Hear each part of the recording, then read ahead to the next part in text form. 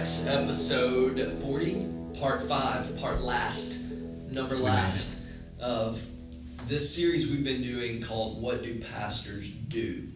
We've talked about counseling, guiding people, helping personally, one-on-one or so. We've talked about teaching. We've talked about praying. And now we want to talk about leading. So in episode 1, which was the intro week, we looked at 1 Peter 5, where we talked about the 3 roles of a pastor. Peter specifically speaks to the same group of people, but he gives them instruction to do multiple things. One of them is to oversee. So overseer. It often referred to in the New Testament as well. An overseer must be above reproach, Paul wrote to Timothy. So a pastor in some ways is an overseer. Not just one overseer. We believe in multiple pastors, multiple elders, as we talked about again in week 1. But it's someone who's charged with leadership in the local church. I love that. I love that we're grounding the concept of pastor leader in Scripture. This is not just something that is borrowed or noticed in the business world, or more recently, you would think the last 30 years there's been more books written on pastoral leadership than ever, like history leading up to the past 30 years and then the past 30 years.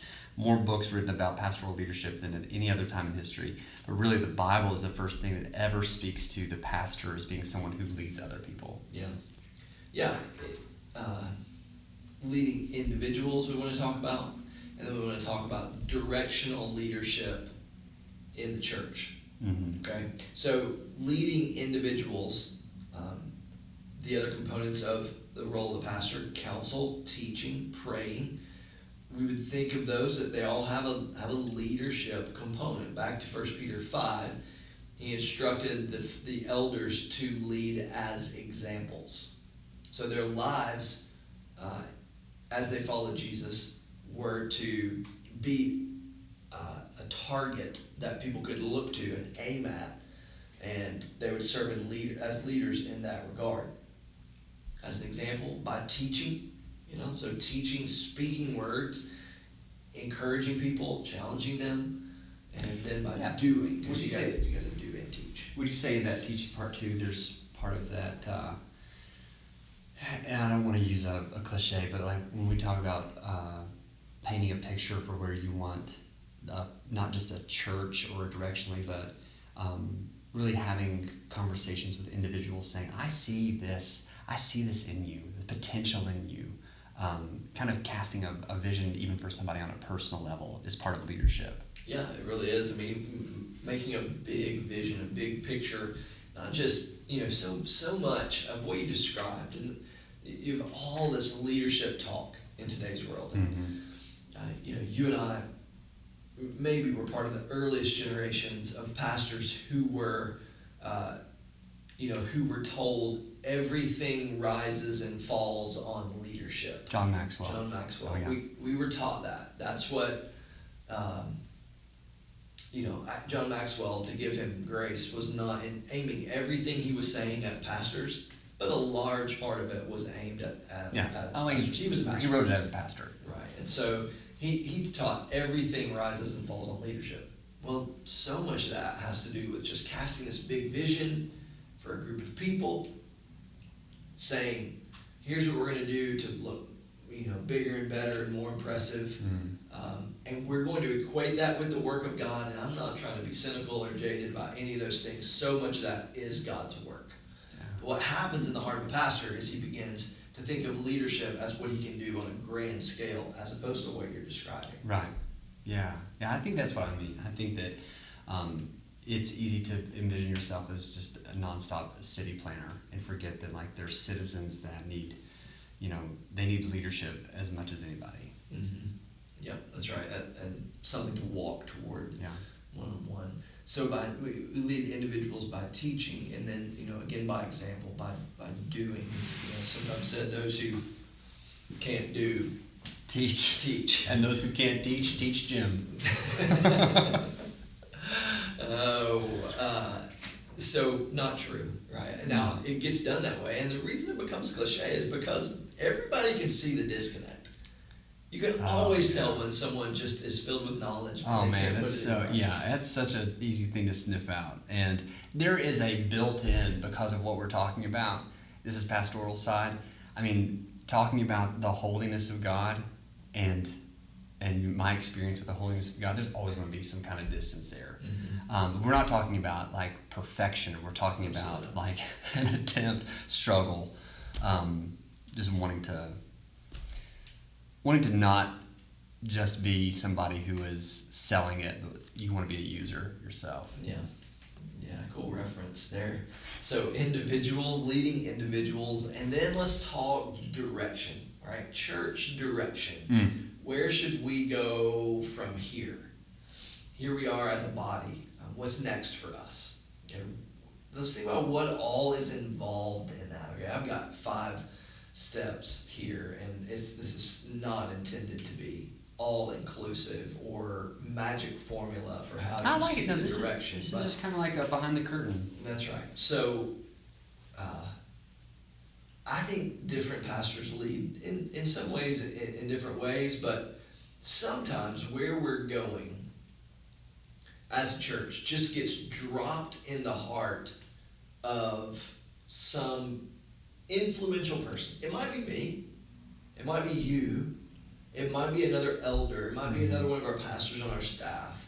It might be that as someone in the church approaches with a conversation, that all of a sudden, like, oh, God, He totally set it up. Yeah, he totally set it up. And so in that scenario, however it comes to mind, you begin to seek him for direction. Yeah. You know, in my prayer journal, I have a page that's just, here are decisions we need to make in the upcoming days.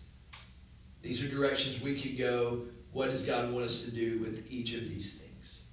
And we're trying to listen to what he has to say. So we want to seek him for direction.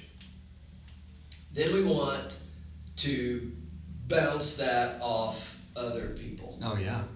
How many times do I come in your office, sit down in the chair, and go, "Hey, that's so good. So what do you think about whether we should do this?" Regularly. Yeah. Weekly. Every day. Every day. Much. I come in going, "Will you affirm me in this as a potential direction?" The best, but it's amazing because there's like, I mean, I'm privileged to be in that position. It's humility that you're just demonstrating by even doing that. You don't have to. But the best conversations I've ever been a part of are when somebody says, "Am I crazy, or could this just be from the Lord?" And I'm like, no, that's how I'm sensing the Lord leading that way too, in prayer. And I love that there is wisdom in an abundance of counselors. Yeah. And making sure that you are, I mean, I think that there's great, I mean, to use the phrase sometimes like, I need to go up to the mountain, hear from the Lord, But if that's all you're doing to determine the direction of leadership, that could be dangerous. Yeah, you don't have to be Moses. No, this you is don't. not Moses and the nation of Israel. Right. So you go bounce that off other people. You listen for input. I mean, if God puts something down deep inside me that I believe, like, it's this or die, all right, like, I'm going. We're going to make it happen. But often he leads us as we bounce that off. So we were in our all-staff meeting earlier today, and I was just doing my best to check the boxes and say, we're talking about doing some stuff differently with our building. And this would be a major change with how a lot of stuff gets done around here. I've been having one-on-one conversations with people. Our elders have talked about it. We went to our facilities deacons last week. We had that conversation. So if at any point along the way someone waves a big flag, an elder meeting last week I tried to do as well. I said, this is your time before we go do this. Right. If you think this is stupid, say it now. Now's the time to say it. Yeah, raise your hand. Right. Yeah, and that's so good because it eliminates a weird category called feel or vibe, where you're just trying to like take the temperature of a room that you're not really sure like who's in it, but you just kind of go like, is this going to go well with people? When you actually have the courage to ask those questions and then to walk those steps out like you're describing, not only does that eliminate the element of surprise, it also, I mean, part of leadership is having followers. and it creates buy-in, and people feel like they're a part of the process. And you don't do it just for that reason, but good leaders are asking other people's opinions because they value their opinion, and they know that when an opinion is given, that makes that person part of the process and more willing to follow. Sure, absolutely. And you can certainly get that wrong, right? You can absolutely take that before other people, misinterpret what they have to say. It can cause some tension or difficulty, but it's just worth it. Mm-hmm. It's absolutely worth it. So bouncing that off other leaders. 3, communicating direction effectively. You gotta say things in ways that people can get their minds around. Mm-hmm. Can't always just say how you would say it. Again, there's communication skill in that if you're leading anything, then you've got to think about not only what's being said, but more importantly, what's being heard. Mm-hmm. As you do. And prayer is such a huge part of that too, and being able to. I think that God is really. It doesn't surprise me, but that God really is intentional at speaking into those areas when I am when I do pray, when I do go before the Lord, and I'm like, how is this going to land, or what tone needs to be used, or what are some potential questions? And I feel like giving that to God first is part of effective communication. Yeah. 2 and 4 relate in some ways. 4 we're calling gathering consensus. So now I'm not just having one-on-one conversations. You're not just, getting face to face. You're now you're sitting in a room, Mm-hmm. and you're like, okay, are we all on the same page here? Can we do this together? Because the job of the leader is never to get things done. The job of the leader is always to think organizationally. Oh yeah. So gathering consensus, and then lastly, just being the example of the direction.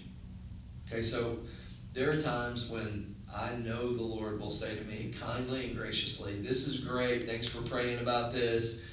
Great idea." Until you do it, no one's going to understand what it is we're trying to accomplish here. Yeah. Until they can until you can point to an example and say, "That's what we're talking about." Enough words or consensus is never going to take us anywhere. Right. That's really good. That's actually really helpful, because I think that's where real cool stories happen, is because people are willing to follow somebody who's going to do something that they're not going to ask people to do something they haven't done themselves. Yeah. That's where the cool stuff happens. Yeah. So that's what leaders do, I think. Yeah. 5 points to it. That's what pastors do. That's what pastors do. Yeah. So we try to do. So we've been looking at those 4 components of leadership and pastoral ministry, and again, there's so much we could talk about. We could talk about calling. How do you become a pastor? How did you get a job as a pastor? Should you seek out a job as a pastor, or just wait till it falls in your lap, or all those things? So many things we could talk about, but we think in our context, at least where we live and the day and time we live in, those are the 4 pieces: to counsel, to teach, to pray, and to lead. There you go.